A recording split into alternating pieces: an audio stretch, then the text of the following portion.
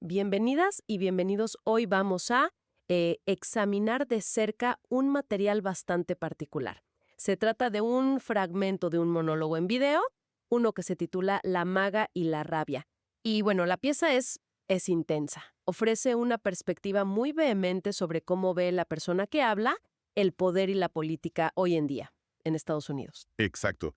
Es una visión muy personal, muy cargada. El punto central, diría yo, es una pregunta. Una pregunta muy directa que lanza a un grupo político que la fuente identifica como conservador o, bueno, como maga. Una pregunta que es casi un desafío, ¿no? Sí, totalmente. La pregunta es, si este grupo ha conseguido tanto poder, y enumera la Casa Blanca, el Congreso, una Corte Suprema que describe como favorable y además ha logrado cambios políticos súper significativos que buscaban, entonces, ¿por qué persiste ese enojo tan fuerte que la persona en el video percibe? Se pregunta literalmente eso. ¿Por qué están tan enojados? Una pregunta que resuena en todo el monólogo. Justo. Así que nuestra tarea hoy es, pues, desmenuzar un poco los argumentos que se presentan ahí. Vamos a ver cómo construye esa idea del poder acumulado, qué victorias políticas específicas menciona y, sobre todo, cuál es la hipótesis que ofrece para explicar esa, digamos, aparente contradicción entre tener poder y sentir enojo. Importante recalcar que nos vamos a enfocar solo en entender el mensaje y cómo está armado el argumento en esta fuente. Exacto, sin juicios de valor, sin decir si estamos de acuerdo o no, solo analizar lo que dice el material. Así es. Se trata de comprender la lógica interna de esta pieza, cómo articula su visión del poder, los logros que enumera, la dinámica emocional que describe, entender su punto de vista, nada más. Perfecto, entonces empecemos por la base del argumento. Esa premisa de un poder político enorme, casi absoluto, en manos del grupo al que se dirige. Arranca muy fuerte con eso, sí. Menciona el control simultáneo de la Casa Blanca, ambas cámaras del Congreso, lo que a veces llaman trifecta, ¿no? Eso mismo.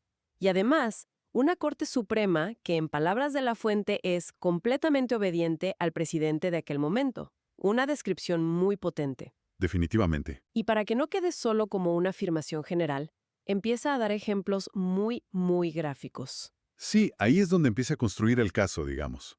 Habla de decisiones de la Corte Suprema que, según esta perspectiva, le darían un poder casi sin límites al presidente. Incluso usa un ejemplo extremo. Menciona la posibilidad hipotética de usar al SEAL Team 6 para eliminar oponentes. Y sugiere que la Corte lo permitiría. Un ejemplo hiperbólico, claro. Para subrayar el punto, también afirma que la Corte avala que ICE haga perfilamiento racial contra latinos basándose solo en cómo hablan o cómo se ven. Es una acumulación de ejemplos, ¿verdad? Para pintar ese cuadro de un poder sin muchos contrapesos, según la fuente. Totalmente. Y fíjate cómo los presenta.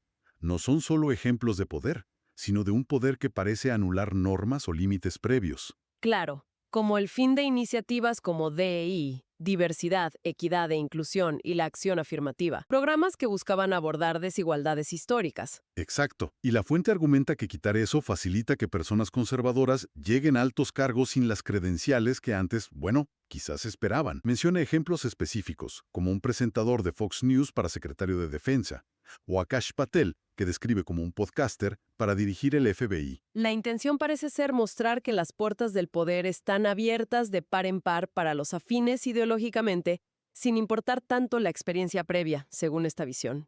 Esa es la lectura que propone la fuente, sí. Y la lista sigue, cubre distintos ámbitos. Menciona la prohibición de libros en escuelas, la censura de ciertos enfoques históricos. Ahí señala específicamente la historia negra y el proyecto 1619. Exacto, ese proyecto periodístico que replantea la historia de EU desde la llegada de los primeros esclavos. Describe también una sensación de marginación para mujeres y minorías en instituciones clave como las Fuerzas Armadas, el Departamento de Defensa. Incluso pinta un clima como de miedo en espacios culturales. Museos del Departamento del Interior dice donde habría temor a contar la historia real o hasta usar ciertas palabras como negro.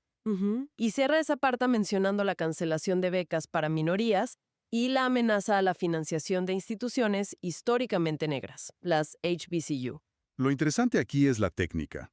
La acumulación constante es como una avalancha de ejemplos para establecer, dentro de la lógica del monólogo, que este grupo no carece de poder, Al contrario, lo ejerce de forma, aplastante en muchas esferas. Y eso es clave, porque prepara el terreno para la gran pregunta. Exacto. Si tienen todo este poder que la fuente les atribuye, ¿de dónde sale la rabia? La descripción del poder se convierte en la base de la paradoja que plantea. Totalmente. Y esa paradoja, como dices, se intensifica en la siguiente sección del monólogo. Cuando pasa de las estructuras de poder a las políticas concretas. Sí, ahí argumenta que no solo tienen el poder, sino que lo han usado para conseguir exactamente lo que pedían. Ya no es solo tener la capacidad, es haberla ejercido y obtenido resultados. Y el tono se vuelve aún más directo, me parece. Se enfoca mucho en las restricciones al aborto, por ejemplo. Cierto. Un tema central después de la anulación de Roe versus Wade. Cita el caso de Texas, afirmando que las prohibiciones están llevando a mujeres a morir de sepsis. Es una afirmación muy grave. Muy grave. Y menciona a Georgia, con la prohibición después de 6 semanas, y ahí introduce esa frase que repite. Sí, esa frase. Eso es lo que querían y lo obtuvieron. Es casi un estribillo, ¿no? Totalmente. Un martilleo constante. Lo usa también al describir a Texas. Dice que es como un plato de Petri, un campo de experimentación para ideas que califica de derechistas, antinegros, antigays, antitrans. Y aplica la misma lógica a Florida. Critica lo que describe como políticas antivacunas. Según la fuente, esto está provocando riesgos sanitarios serios, brotes de sarampión, paperas, rubiolas, incluso menciona el COVID. La comparación que hace es furtísima. Lo compara con la llegada de los peregrinos europeos y las enfermedades que trajeron. Y remata igual. Eso es lo que querían, lo tienen. Y presenta a Florida no como algo aislado, sino como el modelo a seguir para el resto del país. Es interesante cómo, según la fuente, estos resultados no son imprevistos, son el fruto directo de la agenda de este grupo. Exacto. La fuente insiste en esa conexión causa-efecto directa. Menciona otros puntos en esa línea, como lo de los archivos Epstein. Achaca la responsabilidad de no publicarlos a la administración Trump y su Departamento de Justicia, como diciendo, el enojo por eso debería ir hacia ellos, no hacia la izquierda. Y también habla de cambios de personal en agencias clave, FBI, Departamento de Transporte. Afirmando que se reemplazó a figuras anteriores, hasta usa la expresión un tipo gay para referirse a alguien reemplazado por gente leal al grupo en el poder.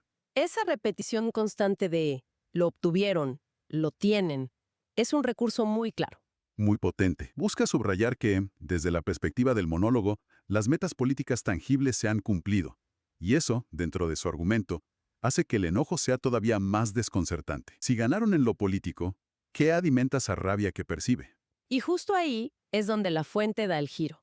Después de pintar este cuadro de poder y logros, se aventura a dar una explicación. Dice algo como, creo que tengo una sospecha y una conjetura.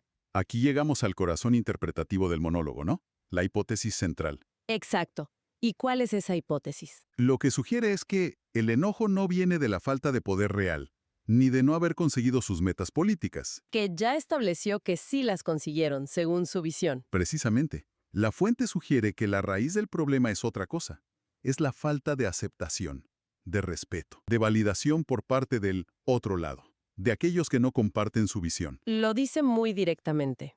No solo quieren dirigirnos, quieren que los abracemos. Y añade, lo que realmente quieren es sentarse en nuestra mesa. Es una idea fuerte. Sugiere que, aunque dominen las instituciones y hayan impuesto su agenda, incluso menciona efectos negativos para sus propias bases, como las tarifas a agricultores. Este grupo sigue furioso, ¿Por qué? porque sienten que la mayoría, o al menos el sector culturalmente dominante que la fuente parece representar, todavía no lo soporta, que lo rechaza. Es una redefinición interesante del conflicto, ¿no? Lo saca del terreno puramente político. Totalmente.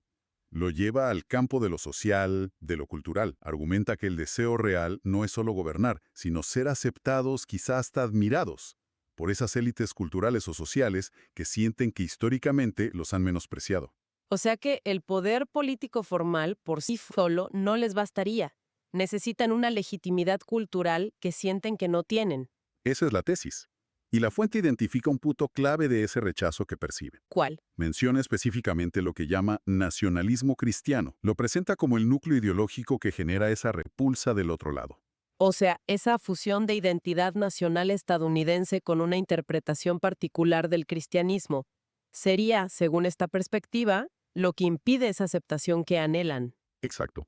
El análisis aquí se centra en cómo la fuente construye esta hipótesis, que es más bien psicológica o cultural. El enojo no sería por falta de poder práctico que insiste que tienen de sobra, sino por una especie de herida narcisista, por falta de reconocimiento simbólico. Una explicación que busca ir más allá de la política superficial, a motivaciones más profundas de identidad, de pertenencia. Justamente, intenta explorar eso. Bueno, ¿y si esa es la explicación del enojo que propone la fuente? ¿Cómo cierra el monólogo? ¿Qué postura toma frente a esa supuesta demanda de aceptación? Pues no ofrece ninguna concesión. Para nada. Al contrario, la parte final es una afirmación rotunda de fortaleza y unidad del otro lado, de la coalición que rechaza esa visión. Es casi un desafío, ¿no? Como diciendo, ustedes tendrán el poder formal, pero nosotros tenemos la cohesión cultural y el rechazo moral. Exactamente. Y describe a esa coalición de forma muy vívida y diversa. Sí, menciona a boricuas, mexicoamericanos, que ya despertaron, dice, blancos picantes. Una expresión curiosa, ¿esa? Parece referirse a blancos progresistas o aliados. Menciona asiático-americanos, chinos, japoneses, surcoreanos, diciendo ya los vieron, como que entienden la situación. Afroamericanos, caribeño-americanos. Los presenta todos uniéndose y usa una frase muy directa. Nuestro equipo es más grande que su equipo al final del día. Es una apuesta clara por el poder demográfico y la diversidad cultural, como contrapunto al poder político que describió antes, Y vuelve a tocar las consecuencias económicas negativas de las políticas que critican, ¿no? sugiriendo que hieren incluso a sus propias bases. Agricultores afectados por tarifas, pérdida de subsidios. Menciona hasta un posible conflicto con Corea del Sur que afectaría inversiones en Georgia por la retórica política. Es como decir, sus políticas ni siquiera les funcionan a ustedes mismos a largo plazo. Ese es el subtexto, sí. Y la conclusión es una separación total. La frase final es muy fuerte. Esta América que quieren es suya. Quédensela. No la queremos. Un rechazo absoluto, no solo a las políticas, sino a la visión completa del país, a la ideología que atribuye a los conservadores con ese nacionalismo cristiano como punto central. O sea, cero intención de abrazarlos o sentarlos a la mesa. Nada. Retóricamente es interesante. Construye esa imagen de coalición diversa, unida, resiliente. Nuestro equipo es más grande. Como contrapunto a la imagen que pintó del otro grupo. Poderoso políticamente pero aislado culturalmente y, según la fuente, insatisfecho. Exacto. Usa esa narrativa para proyectar un poder alternativo, cultural, demográfico, y el mensaje final es de autoafirmación y rechazo activo. Se posiciona a su coalición como, y usa la expresión en inglés, moisturized and unbothered, hidratada y sin molestias. Transmitiendo una idea de calma, confianza, casi indiferencia frente al enojo que le atribuye al otro lado. Es una forma de decir, pueden tener el poder formal, pero no tienen nuestra aprobación, y no nos van a afectar con su enojo. Bien, creo que hemos cubierto los puntos principales de este monólogo. Dibuja un escenario muy específico. Sí, un grupo político identificado como MAGA o conservador, que habría alcanzado un poder enorme, controlando resortes clave del gobierno, implementando políticas deseadas. Desde restricciones al aborto hasta cambios educativos, nombramientos, todo eso que mencionó. Pero, y aquí está el quid de la cuestión según la fuente. A pesar de esos éxitos que les reconoce, los describe como sumidos en un enojo constante. Y la explicación que ofrece para ese enojo se sale de lo puramente político. Correcto. Argumenta que no es por falta de victorias, sino por algo más intangible: la falta de validación social y cultural. Sostiene que una coalición diversa y creciente, que la fuente dice representar, rechaza de plano su visión del país y su ideología central, ese nacionalismo cristiano. Por lo tanto, el mensaje final es de una separación cultural que presenta como casi infranqueable. Así es. Este análisis, basado estrictamente en la perspectiva y la lógica interna de este material que vimos, nos deja con una pregunta interesante, ¿no? Si aceptamos, solo por seguir el argumento de la fuente, que una parte importante del conflicto político actual se juega no solo en las leyes y las políticas, sino también en esa arena de la aceptación cultural, la legitimidad social, esa lucha por el reconocimiento. Entiendo. ¿Cómo cambia eso nuestra forma de entender las divisiones profundas y las motivaciones que esta pieza intenta describir? Es una buena pregunta. Emerge directamente de la hipótesis central del monólogo. Invita a pensar si las dinámicas políticas que vemos, A veces tienen raíces que van más allá de los intereses materiales o las disputas de programas. Si se meten en terrenos de identidad, de reconocimiento, de validación cultural. Exacto. Es algo sobre lo que, bueno, se puede seguir pensando a partir de la perspectiva tan particular que ofrece esta fuente que analizamos hoy. Sin duda. Gracias por acompañarnos en este análisis detallado del material fuente.